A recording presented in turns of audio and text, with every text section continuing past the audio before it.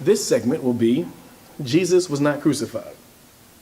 Now, there are those who suggest that the Quran copies the Bible.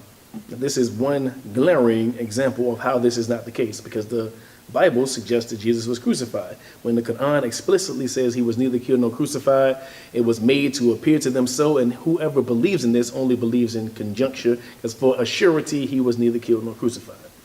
For a surety they killed him not, is what the Quran says. So, to try to wrap this in a nutshell in 3 minutes, I'm going to give you some evidences in the Bible of why he was neither killed nor crucified.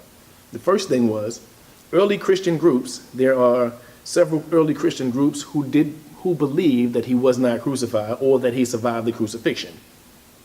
All right, so this is not something that Muslims articulated 400, 600 years later. This is something that early Christians, people who believed in Jesus, people who followed him, didn't believe he was crucified.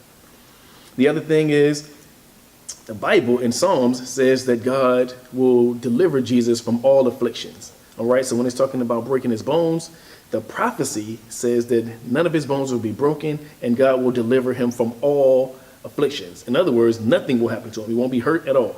All right. The other things is his legs weren't broken. The bandages that's supposed to be wrapped around the body were unwrapped. And the sepulchre door that he was in, a sepulchre is like a tomb that he was supposed to be in. The door of that sepulchre was moved, right? Those three things in itself, that his legs weren't broken, that his bandages were unwrapped, and that the door was open, would suggest that he is a live, living human being, not a resurrected human being, which would suggest he was either not dead and survived the crucifixion, or that he was not crucified at all. Because if you're a spirit, you don't need legs, you don't need a door open, and you don't need to be unwrapped. From there, Mary and the angels said that he was alive, not resurrected. That's a huge difference, okay? Alive means someone thought you were dead and you were alive. Resurrected means you died and you came back to life.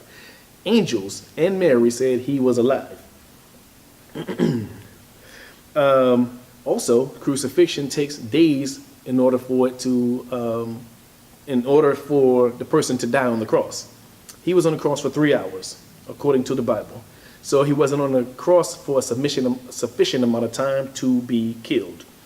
And the proof of that is the other people that was on the cross with him, on both sides of him, were still alive. So they had to break their legs.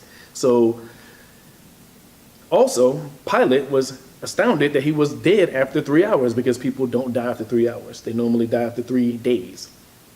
One other thing, or two other things, is he was substituted for a man named Barabbas. Barabbas' full name was Jesus Barabbas. So his name was Jesus Barabbas, and Barabbas means son of the Father.